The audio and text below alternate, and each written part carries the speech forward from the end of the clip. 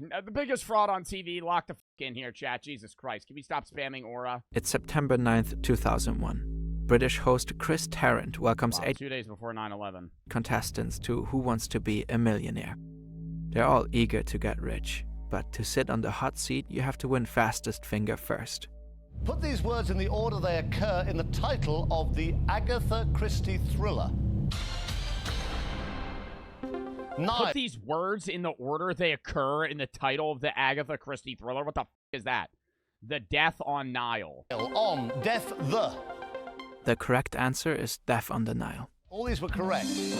Most of them. Nearly all of them. Who was fastest? Charles 3.9 seconds. Ingram in 3.97.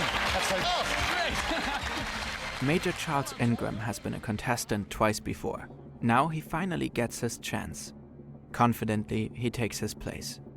But this confidence doesn't Do last. they still have Who Wants to Be a Millionaire?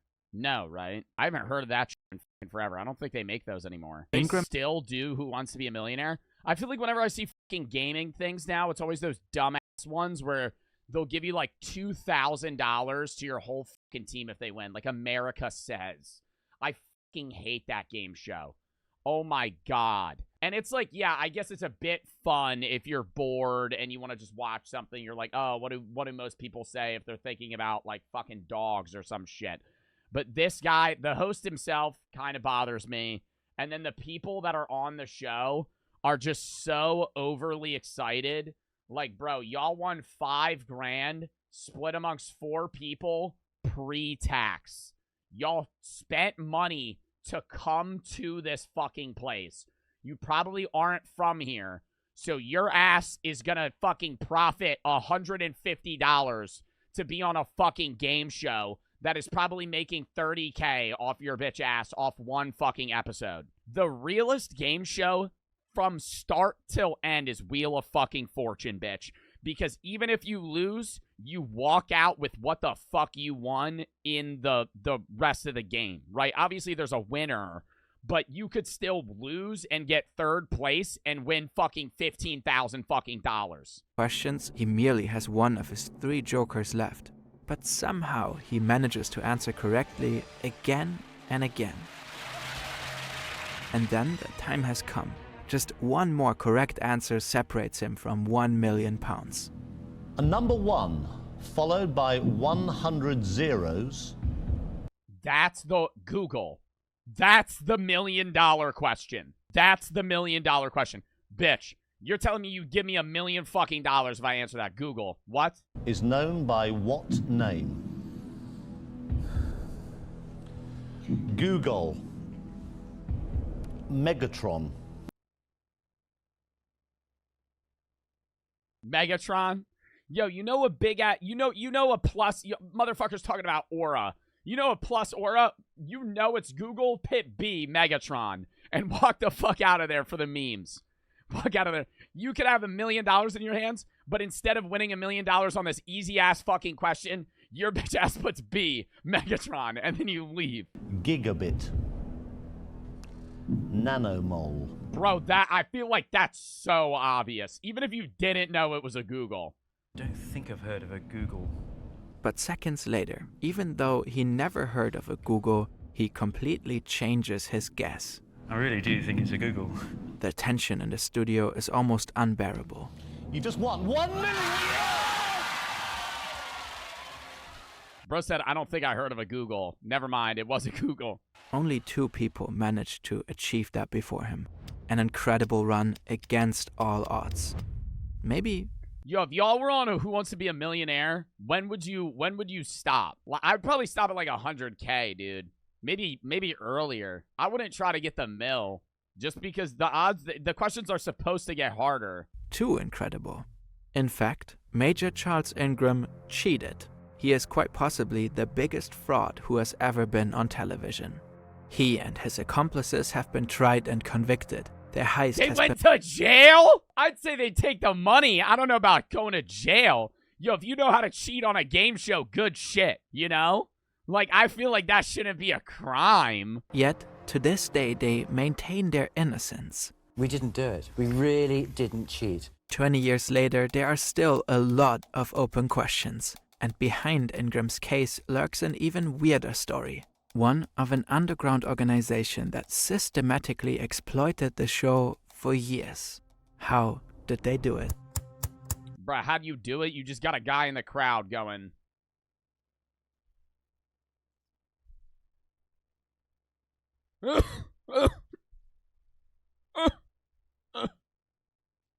Hey.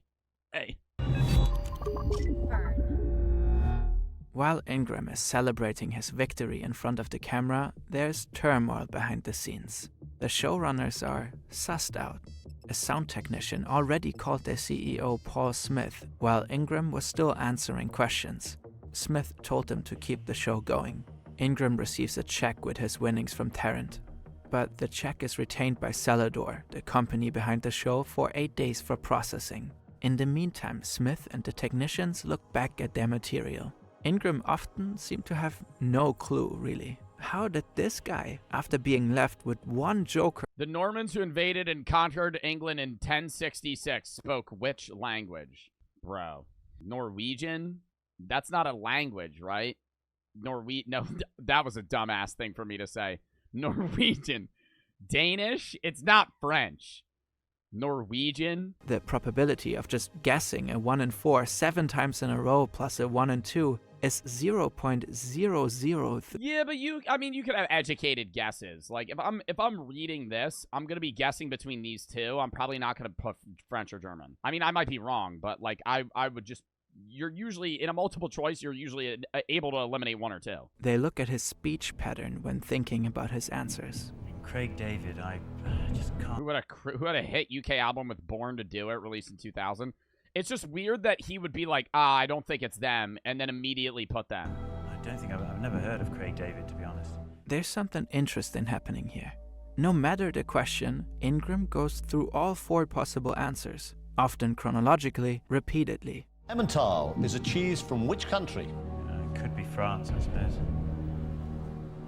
Oh, but it also could be Italy. It also could be the Netherlands, and it could be Switzerland. And it could be Italy, so... or maybe it's the Netherlands. Right. Yes. That's sort of how the question works, Charles. No, I got That in itself might still be quite normal behavior. It seems fairly rational to go 1 by 1 if you're not sure. But then... Who was the but to say you think it could be all of them? second husband of Jacqueline Kennedy? Adnan Khashoggi, Ronald Reagan, Aristotle Onassis, Rupert Murdoch. Okay, I'm not certain.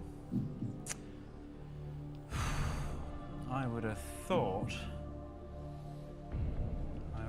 that it would be Aristotle Onassis. Why? Wait, someone coughed just now at the correct option. No! No! No! You're telling me he goes through every one and they cough when it's the right one? What? What? And they didn't catch that? Yo, I feel like 5th one in, I'd be like, bro, who keeps coughing at the right answer? Aristotle Onassis. I thought it would have been more obvious. It was somebody in the audience. I guess that. But I was guessing it was like some dickhead in the back just going... Aristotle Onassis was indeed married to Kennedy. Huh. And then it happens again. But the reason I think it's cricket is because And again. I think it was Holbein. The studio obviously has cameras and mics for the candidate and the show host, but it also has cameras and mics pointed at the audience for reaction shots. The technicians start looking at what's happening in the crowd while Ingram is reading out the options. Who is coughing? And always at the... Yo, you know it would be a fucking sabotage, though. What if somebody was actually sick in the crowd? And you plan out this whole thing, you're like, you're gonna cough for me when it's the right answer. Some dude just starts fucking... It'd be like he goes through B. It's actually C, but he goes through B, and some guy in the crowd just goes... All right, I think I'm gonna lock in B. He just gets it wrong. Oh my God. Which American platform was founded in 2012 and is known for its creative and interactive online lessons? A. Biscuit. B. Bilingual. C. Bicycle. D. Brilliant. This is a fucking ad. Yeah, it's a fucking ad. I knew it. I was gonna say, why would they ask that? That's a fucking smart play for an ad, though. Who wants to be a millionaire? Who Wants to Be a Millionaire was a sensation in the UK at the time. The show was just 4 years old, and at its height, about 19 million people tuned in. 19 million active viewers. Third. How much does Wheel of Fortune get? Take your guesses. I would probably say that Jeopardy might get more. 8 million nightly. Jeopardy average viewers. 9. 8 or 9 million for each of them. Wow, dude. 9 million active people on one thing. I always wonder, though, the statistics on, like, people that just have their TV on. I've said this before, but I feel like you can't accurately say with a television, like, how many views something gets. Because I would say you have to factor in, like, 15% of them to just not even be watching it. Her brother Adrian Pollock had been on the show 4 times before, on the hot seat once, and won £32,000. A few months later, she managed to get on the hot seat and won £32,000 as well. So I remember talking to her in the bar afterwards, and I said, "Great, congratulations." She said, "Only 32. And I said to her, "It's a huge amount of money." She went, "Yes, but I should have done more. I should have beaten my brother and all this." Mind you, it is incredibly difficult to get a spot on this show. Thousands, if not millions of people try. The selection process is brutal. Wow, 3 friends got on it. But this family managed to get in over and over again. They knew the system inside out and how to play it.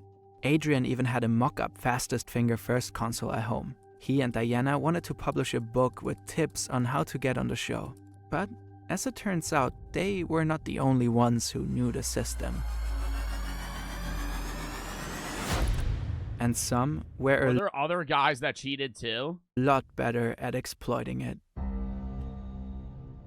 Who Wants to Be a Millionaire is not broadcast live and has a set runtime. So when Charles finally gets his shot, filming stops for the day after the £4,000 question. And I remember us saying, "God, that poor bloody Major, you know, he's got as much chance of getting the 32,000, you know, as going to the moon in a rocket." I mean, there was just no way this guy could possibly go much further. Ambitious Diana is frustrated with Charles. Oh my God, so they weren't cheating the first day. And then the second day, they were like, "We're just going to cough every time it's the right answer." Because Charles is a smart man. He holds university degrees in engineering and management and will later be a... Yo, swear to God, for $1 million, bro, get one of those things, bro. You ever see that Always Sunny in Philadelphia episode where Danny DeVito shoves a vibrator up his ass and they control it when he's on the right answer or when he's on the right chess piece? They're not going to catch that, right? They're not going to check your butt, you know? Like, I'm just saying, you keister something, you get somebody in the crowd knows the answer, he just taps a little buzzer, right? You get a little fucking, you get a little zap. You go, "Okay, I think it's C." Yeah, but then you're going to start twitching and shit. They're going to be like, "Yeah, he's getting zapped." My God, for £1 million? That's even more than US dollars. How much is £1 million USD? That's $1.2 million. On their way home on the M4, their frustrations likely intensify as they dwell on the opportunity for immense wealth slipping away right from under their grasp. They will not let that happen. Diana and Charles call Tequin Wittock. He's a Welsh college lecturer and fellow game show enthusiast. He's supposed to be a candidate tomorrow, so he will be in the studio. Charles, Diana, and Tequin are on the phone for 5 minutes. They supposedly devise a very simple, yet effective plan. Charles reads out the answers. Whoever knows the answer coughs when it comes up. Have you got a strategy? Well, I have actually. I have got a strategy. I was a bit defensive on the last show. You know, I sort of started talking myself out of answers that, frankly, I should have known and did know. So this time I'm going on the counterattack. This counterattack obviously works. Though he repeatedly says he has no idea or never heard of certain options, he goes on to 180 pivot seconds later. Craig David, I just can't. I don't think I've never heard of Craig David, to be honest. I've just never heard of Craig David, so... No, I'll go Craig David. Yeah. You just won £32,000. I don't think it's Paris. I think it's Berlin. I'm going to go for Paris. You thought it was Berlin. You changed your mind to Paris. That brought you 500,000. That's what made it awkward, though. Like, if he played it better, the coughing probably would have never been picked up on. Like, if he didn't do, like, "Oh, I don't think it's Paris, I think it's Berlin. Never mind, I'm going to go Paris." And he did that 15 times. Like, yeah, people are going to be sus. But if he wasn't obvious about it, the coughs probably would have just been like, "Oh, somebody's coughing in the crowd." I don't think I've heard of a Google. I don't actually know what a Google is, but I really do think it's a Google. You just won 1 million! Back behind the scenes, a total of 192 coughs have been recorded by the microphones in the studio. A lot of them when a correct answer was mentioned. Paul Smith is confident this can't be a coincidence and calls the police. Later, he makes another call. Mr. Ingram, we didn't... How do you prove it, though? I am the managing director of Celador. Right. I think I should just get straight to the point. Yep. And effectively say what is a pre-prepared statement here. I have to tell you that we have suspicions from viewing the recording of last Monday's program and subsequently studying the tapes carefully that there were irregularities during the taping of the show in which you participated. Oh, good Lord, no. Because of that, I have to tell you that these suspicions have been referred to the police. Right. And thus, we, for not for the moment, will be airing the program or indeed authorizing payment of the check. Right. Yeah, well, I mean, you know, I completely refute that, obviously. Good Lord, I'm absolutely gobsmacked. All right, well, thanks for letting me know. Okay, thank you. Cheers, bye. 1.5 years later, the case went to trial. It quickly turned into a tabloid frenzy. The story of major fraud was just too sensational. In the end, Bro, but like they're all like all three of them are in the audience. There's no way. They were also fucking previous people. They should have just they shouldn't if they didn't go and like he didn't bring family members on or something. I feel like it would have worked better. Like if he didn't bring on people he knew or like obviously knew and he was like, yeah, this is just my friend, and they just paid some random guy that was good at like quiz shit. 3 defendants were found guilty. 2 documentaries were made. The Ingrams never accepted the verdict. We didn't cheat on that show. There was no plan to cheat on that show. I won that money perfectly honestly and fairly and squarely, and while I was sitting there in the center of the studio, I did not notice any coughing at all. I was entirely unaware of it. As for the victims, I've heard a lot of people say that this is a victimless crime. Well, actually, there are victims. The 3 defendants were the victims. We should not have been found guilty on the evidence that was presented in court. We were found guilty on a very good story. Why did you cough then, Diana? I think I needed to clear my throat. The coughs were just coincidental, according to them. Wittock 10 coincidental coughs. Diana, you coughed on the right answer half of the time. You never coughed unless it was the right answer. suffered from a persistent cough all his life. The coughing footage presented in the court had been edited by Celador to accentuate the coughs. Also, why would 3 intelligent people not come up with a smarter way to cheat? At least like the fucking Danny DeVito, butt method. I'm just saying. Like that one's a concrete fucking play. That I don't think you could beat that. Seriously. if the answer is C, cough on D, and so on. Wittock, who supposedly coughed 19 times to hint at the correct answers, flopped when he was in the hot seat. Why was he so all-knowing when supposedly helping Charles? And why would he join such a scheme? How could he have made sure he actually got his share of the money? And perhaps most importantly, was coughing in the audience even audible on stage? People cough like mad. Everybody's coughing in the studio because they're sort of enclosed or whatever. I had no idea. There was so much noise in the studio that night. It was like a madhouse. People were screaming, they were cheering. The 2014 book Bad Show casts a lot of doubts on the trial. Similarly, would you hear, if you're that far away, would you hear them cough? the show Quiz. But, playing the devil's advocate, wouldn't Wittock's chronic illness also be a brilliant cover? If he was just a man who coughed constantly, who would suspect these coughs to be hints? Simple, yes, but also brilliantly hiding in plain sight. More generally, how likely is it that 19 significant coughs The reason I think are just a coincidence? Liam Shaw made a fascinating statistical Damn, analysis she to coughed answer right in front of the camera, too, on the right answer. this very question. You're more likely to get eaten by a shark than coincidentally cough on 19 right answers. Well, yeah, probably. And I was very interested in the statistics of the unlikeliness of the coughing coming after the correct answers. So I wanted to investigate that for myself.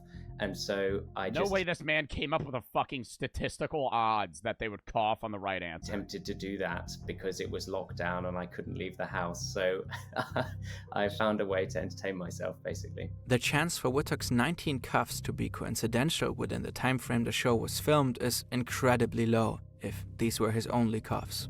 and say that half of all of those 192 No, this man did a whole ass research paper. If you assume that a half of all the 192 coughs were giving a cough rate of 5 times the rate we previously assumed, then unsurprisingly, the probability of 19 coughs in 42 trials becomes a bit more favorable. In the statistical trials that I ran, I found that the probability of getting at least 19 coughs would be about 8%. This ignores the fact that Diana likely too coughed at significant moments. The analysis I did was just for fun and it's quite silly, but what it convinced me of is that there's no real dispute about the fact that there is some sort of association between coughs and correct answers. Looking at Shaw's math, the coughs were probably not random.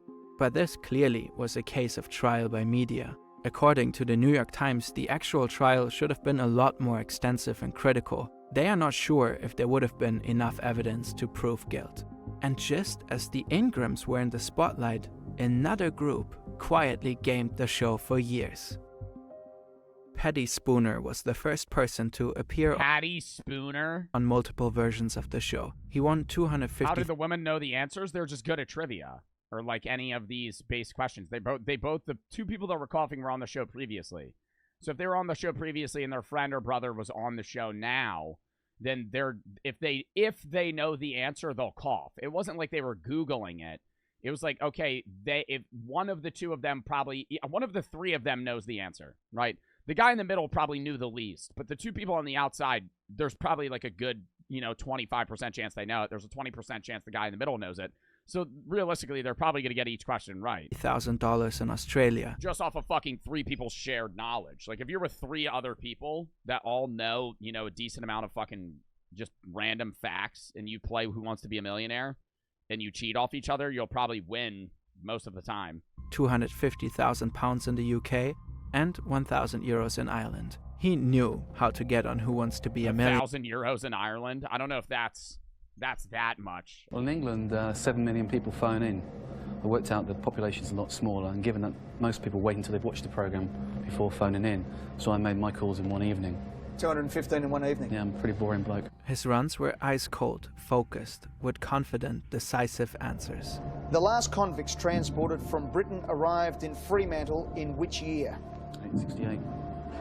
A. 1848. B. 1858. C. 1868. D. 1878. I'll play and I'll lock in C, 1868. You had to go before you even came up, didn't you? All right, let's lock it in. Paddy, you won $250,000. I mean, that could just be he's good at fucking, answers. Dropped out of college and lived off of... I wouldn't have assumed cheating off of that. I would have been like, dude, he knew that shit the second he said the question. College and lived off of pub quizzes before going professional. After bombing on the Irish version, Spooner met Keith Burgess. Burgess had helped people to get on the show for a fee. They teamed up to take that business to the next... Oh my God, did he get the questions before they knew it? Did he know the questions before he said them? He had pre-prepared answers. Next level. Burgess and Spooner built an underground syndicate called the Consortium. They provided a service to reliably get people on the show and to maximize their winnings. Step 1. Get the call. They would spend thousands of pounds and a lot of hours dialing the show's premium rate registration lines. Once through, they played recordings of their clients, leaving messages with their name and number. Step 2. Stall. Once the client got a call back from the show producers, they would answer that he or she wasn't home at the moment. A member of the consortium would then race to the client's home to help with step 3. Get close. Potential contestants had to answer a closest to question on the phone. Say, how tall is Big Ben? 96 meters is correct, but 93 or 100 will do. Spooner figured out that these questions were always pulled from the Office for National Statistics database and that they were asked in rotation. Dude, this is smart as fuck. They literally had a business to cheat people onto Who Wants to Be a Millionaire specifically and get people to win a shitload of money. What cut do you think they took, though? Step 4. Make fingers fast. Reminiscent of the Ingrams, consortium clients would practice on modeled buzzers. Step 5. Fake a friend. Okay, this is for sure the craziest part. Once a client was on the hot seat and used the phone a friend joker, the consortium would reroute this call to a safe house. A neutral person called The Voice would pick up on a phone with a silent mute button. In the room, loads of facts laid out on the floor. Paddy, Keith, a guy named... Wow, dude. And they just run up and down the sheet just trying to figure out the fucking answer. John, a pop culture expert.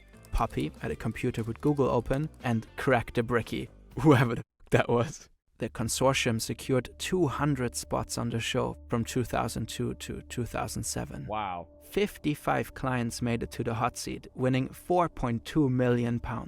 That's 26% of all the money won on the show during that period. They only stopped because the producers didn't give people second chances anymore if they weren't home, so step 2 fell apart. 25% of the winnings went to Keith Burgess and Paddy Spooner. They published a book about their operation in 2021. None of what they did was illegal. It had Yeah, that's not cheating. That's literally, they didn't cheat. It was like a smart method of just kind of spam calling, and then the phone a friend could have been like cheating, but your friend also could just have fucking Google open. Consequences for them. Spooner even met Paul Smith in 2020, explaining to him how they did it. Wow. Back in 2003, while the consortium collected cash, the lives of Charles, Diana, and Tagwin were destroyed. The Ingrams faced constant harassment and humiliation in public. Their cat was shot dead with an air gun. They had... People got that mad? Bro, they're taking it from $1 million corporation. Somebody killed their cat for coughing on a fucking game show? I'd be like, yeah, bro, you cheated, but like, I ain't gonna be pressed at you. It's not like they're taking it out of like fucking orphans' hands. Had bags of vomit thrown at their home, windows broken. Their 3 daughters have been bullied at school. Charles resigned from the army. The family went bankrupt. Whittock resigned from his lecturer's job. And perhaps most absurd of all, that's horrible. He had to trademark his name to stop a company from naming cough medicine after him. What? Next video chat.